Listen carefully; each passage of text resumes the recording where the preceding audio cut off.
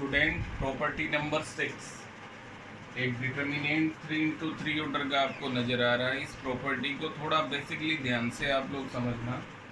ये प्रॉपर्टी ये है कि किसी भी कॉलम या किसी भी रो को किसी कांस्टेंट से अगर अपन मल्टीप्लाई करें, जैसे यहाँ पे आप लोगों को नज़र आ रहा है कि थर्ड कॉलम के जो एलिमेंट है C1 C2 C3, इनको एक कांस्टेंट के से तीनों को इनटू किया गया और आगे आपको नजर आ रहा है फर्स्ट कॉलम में इसको अपन ने प्लस कर दिया। मेरी बात को ध्यान सुनिए, ये प्रॉपर्टी कॉलम्स में भी हो सकती है और रो में भी हो सकती है।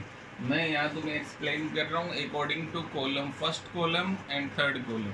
मे be possible first second column, second third, या R1 R2 में भी हो सकती है, R2 R3 में भी हो सकती है। तो यहाँ student according to property third column के all element multiply by a constant की, and then after third column के एलिमेंट को अपन ने फर्स्ट कॉलम में ऐड किया और उसके बाद अपने डिटर्मिनेंट की पोजीशन ये बन गई A1 + k C1, A2 + k C2, A3 + k C3, और सेकेंड और third column as it is है।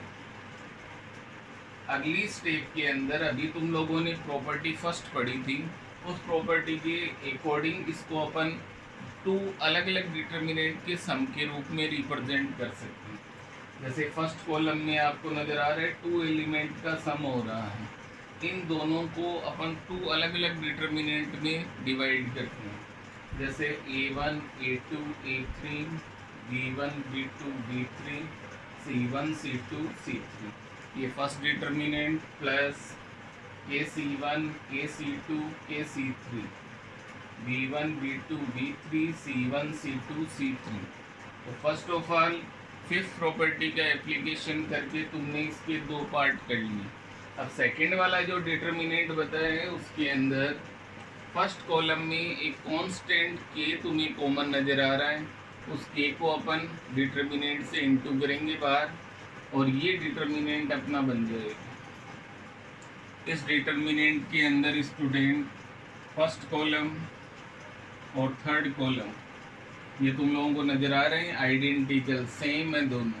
तो बताए इस डिटर्मिनेंट की अगर अपन बाई प्रॉपर्टी कहें तो वैल्यू 0 हो जाएगी बाई प्रॉपर्टी थर्ड। तो k × 0 0, then del equal to del. तो एक तरह से अपन इस प्रॉपर्टी के द्वारा ये कह सकते हैं कि किसी भी रो या कॉलम को किसी कांस्टेंट से इनटू करके किसी अदर रो या कॉलम में अपन ऐड करें या माइनस करें तो डिटर्मिनेंट की वैल्यू में कोई चेंजेस नहीं होगा, डिटर्मिनेंट की वैल्यू सेम रहेगी। ये जब अपन 4.2 के क्वेश्चंस करेंगे स्टूडेंट तो ये प्रॉपर्टीज और भी तुम्हारे क्लियर हो जाएगी। देन आफ्टर स्टूडेंट अपन चलते हैं प्रॉपर्टी 7। प्रॉपर्टी 7 आपको नजर आ रही है।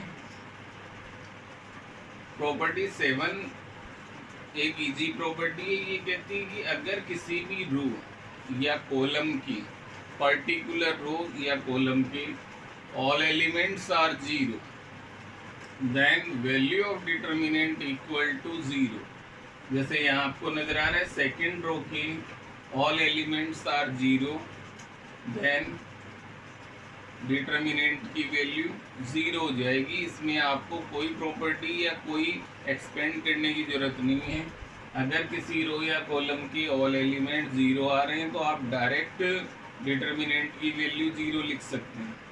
सेकंड एग्जांपल में आपको नज़र आ रहा है फर्स्ट रो के all element 0, then value of determinant equal to 0। Third example में फर्स्ट कॉलम के all elements are 0, then value of determinant is also 0। Then after student property number 7, एक डिटर्मिनेंट आपको नजर आ रहे हैं। माइनर और कोफैक्टर के बारे में आप लोगों को इसके पहले जो अपनी क्लास हुई थी उसके अंदर बताया गया था। उस क्लास के अकॉर्डिंग एक बार वापस से देखिए। जैसे ये फर्स्ट एलिमेंट है A11, तो इसका कोफैक्टर हुआ था capital A11, A12 it is capital A12, और A13 का कोफैक्टर था कैपिटल A13। अगर किसी एलिमेंट को उसके ही कोफैक्टर से अगर इनटू करके, जैसे फर्स्ट रो में 3 एलिमेंट हैं, इन तीनों के कोफैक्टर को इनसे इनटू करके अगर अपन लिखते हैं तो वो डिटर्मिनेंट की वैल्यू होती है। जैसे for example A11 into capital A11, A12 into capital A12, A13 into capital A13। तो ये एक डिटर्मिनेंट की वैल्यू को रिप्रेजेंट करेगा। लेकिन इस प्रॉपर्टी के अकॉर्डिंग अगर किसी एलिमेंट को अदर कोफैक्टर से इनटू कर दिया जाए, जैसे A11 into A31, third row के कोफैक्टर से अगर अपन मल्टीप्लाई करेंगे तो डिटर्मिनेंट की वैल्यू 0 हो जाएगी। या सेकेंड रो के कोफैक्टर से इनटू करेंगे तो भी डिटर्मिनेंट की वैल्यू 0 हो जाएगी। तो ये स्टूडेंट कुछ बेसिक प्रॉपर्टियां हैं 4.2 के लिए। एक दो प्रॉपर्टीज में और है, बट वो डायरेक्ट प्रॉपर्टी नहीं है, वो एज ए क्वेश्चन में अपने काम आएगी। मेन ये 8 प्रॉपर्टी आपको नज़र आ रही है। इन प्रॉपर्टीज को स्टूडेंट आपको समझाया गया है। इनके नोट्स जो हैं वो इन PDF आपको मिल जाएंगे।